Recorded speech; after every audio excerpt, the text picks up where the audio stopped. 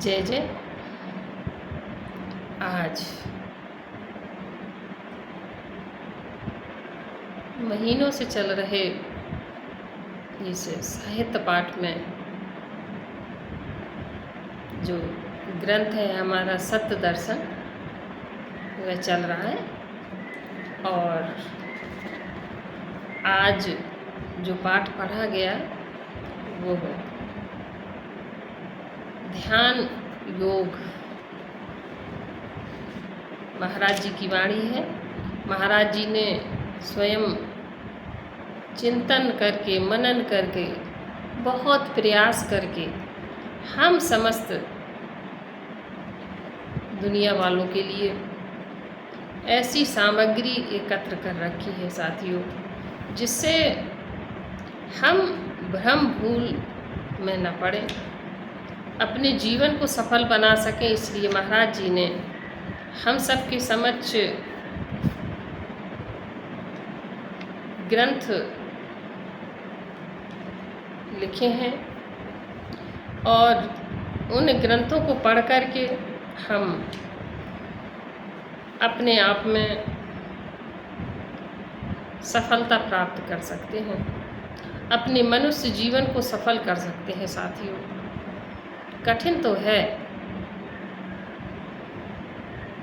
पर अगर हम प्रयास करें तो निश्चित है हमको सफलता मिलेगी। तो आइए हम आज ग्रंथ है सत्य दर्शन, पाठ का नाम है ध्यान योग और पृष्ठ संख्या है 61। आइए देखते हैं। जिस स्थान से आप ध्यान की सफलता पाना चाहते हैं, महाराज जी कहते हैं कि जिस स्थान से आप ध्यान की सफलता पाना चाहते हैं, वहाँ से आपके सामने दो मार्ग हैं। महाराज जी कह रहे हैं कि जिस स्थान से आप ध्यान की सफलता पाना चाहते हैं, वहाँ से आपके सामने दो मार्ग हैं। नंबर 1, मन को समेटना। यह है कि आप हर दिशा से, हर ओर से मन को हटाकर एक ही रूप, बिंदु, कोष्ठक के अंदर बिंदु पर एकाग्रता का प्रयत्न करें। यानी अपने मन को समेटना और हर दिशा से, हर ओर से मन को हटा करके एक ही बिंदु पर टिकाना, एकाग्रता का प्रयत्न करना। नंबर 2, मन को फैलाना। महाराज जी कहते हैं दूसरा ध्यान की सफलता के लिए दूसरा मार्ग है मन को फैलाना। यह कि मन को एकाग्र करने के लिए आप अनेकों बिंदुओं का एक रूप निर्मित कर उस रूप के समस्त बिंदुओं पर मन को लगाने का प्रयत्न करें। महाराज जी कह रहे हैं कि दूसरा मार्ग है मन को फैलाना। पहला तो उन्होंने बताया कि मन को समेटना, और दूसरा मार्ग हम सबको बताया मन को फैलाना। अब मन को हम फैलाएं कैसे? इसके लिए महाराज जी ने बताया है कि यह कि मन को एकाग्र करने के लिए आप अनेकों बिंदुओं का एक रूप निर्मित कर उस रूप के समस्त बिंदुओं पर मन को लगाने का प्रयत्न करें। देखने तथा विचार करने पर उपरोक्त ऊपर जो दो मार्ग बताए गए हैं, प्रथम मन को समेटने का मार्ग ठीक तथा सत्य सा प्रतीत होता है। महाराज जी कहते हैं कि देखने तथा विचार करने पर जब हम किसी के सामने एकाग्रता की बात करते हैं, ध्यान की बात करते हैं, तो जो दो मार्ग महाराज जी ने बताए हैं, एक तो मन को समेटना और दूसरा है मन को फैलाना। तो जो पहला वाला मार्ग है तो वो सहज और सरल दिखाई देता है कि अपने मन को समेटना। लेकिन अब यहाँ पर महाराज जी कहते हैं किंतु यह उल्टा है, किंतु यह उल्टा है। माया की ओर से यह मार्ग जो देखने में सत्य सा प्रतीत होता है, साधक को भ्रमाने भटकाने के लिए माया की चाल है।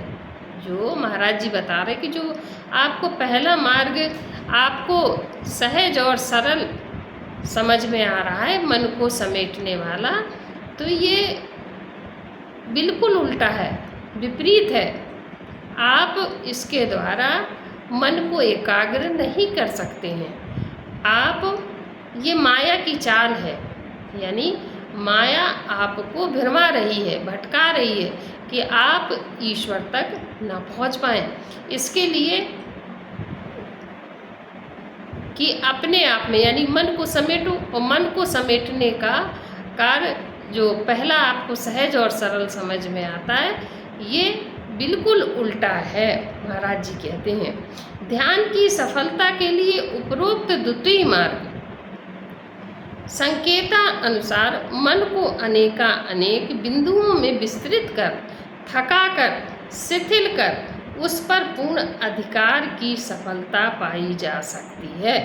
महाराज जी कहते हैं कि ध्यान की सफलता के लिए जो दूसरा मार्ग महाराज जी ने बताया है, यानी मन को फैलाना, तो मन को फैलाने के लिए महाराज जी ने अनेक बिंदुओं में विस्तृत करना, यानी मन को थका करके मन पर अधिकार प्राप्त करना, मन को अनेक बिंदुओं पर लगाना, और उसके बाद जब मन शिथिल हो जाए, थक जाए, तब उस पर अधिकार करके यानी एकाग्रता, ध्यान की सफलता प्राप्त की जा सकती है। समझने के लिए इसे इस प्रकार कहा जा सकता है कि मन को एकाग्र करने के लिए उसे किसी एक बिंदु पर रोकने का असफल प्रयत्न न करके किसी तीव्र गति से चलने वाले चक्के की भांति उसे अति तीव्र अवस्था में लाकर स्थिर भांति अवस्था में पहुंचा देना मन को एकाग्र करने की सफलता है। महाराज जी कह रहे हैं कि आप अपने मन को तीव्र गति से चलने वाले चक्के की तरह, यानी इतना व्यस्त कर दो अपने मन को कि इतना व्यस्त हो जाए कि वो तीव्र गति से, जैसे चक्का चलता है, जैसे कोई पंखा चलता है, वो खूब तीव्र गति से जब घूमता तो वो चला करके अपने मन को इतना तेज दौड़ाओ, इतना तेज चलाओ कि वो मन थक हार करके, शिथिल पड़ करके, आप जैसा कहो आप उस पर मन को एकाग्र करके आप ध्यान की सफलता प्राप्त कर सकते हैं। महाराज जी ने ये बताया।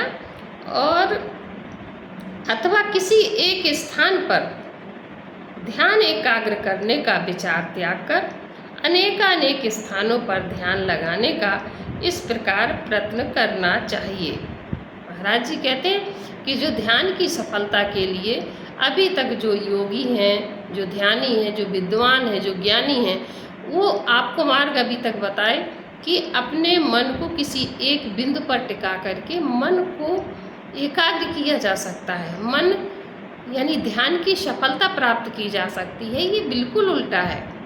अगर आप ऐसा करते हैं तो आप अपने मन पर कभी भी अधिकार नहीं कर सकते, कभी भी आप अपने मन को एकाग्र नहीं कर सकते, कभी भी आप ध्यान की सफलता को प्राप्त नहीं कर सकते।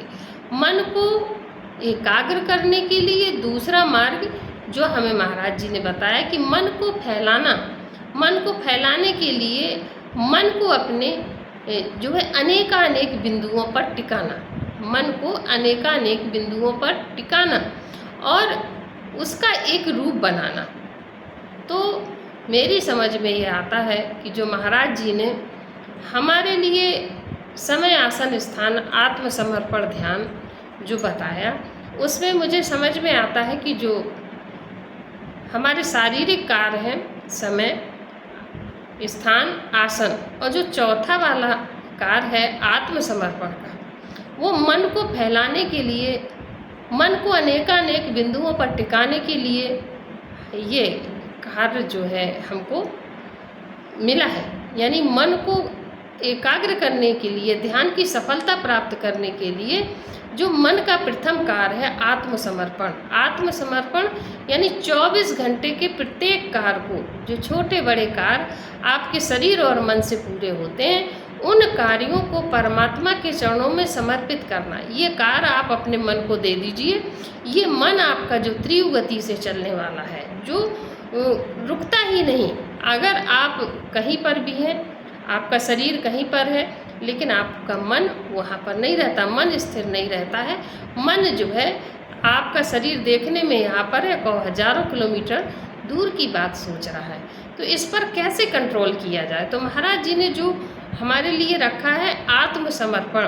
आत्मसमर्पण में हम 24 घंटे के प्रत्येक कार्य, जो हमारे छोटे बड़े कार्य होते हैं, जो हमारे शरीर और मन से पूरे होते हैं, उन कार्यों को इसी मन के द्वारा हम परमात्मा के चरणों में समर्पित करते हैं, या हम संध्यावलोकन करते हैं, देखते हैं कि हमने 24 घंटे में क्या किया।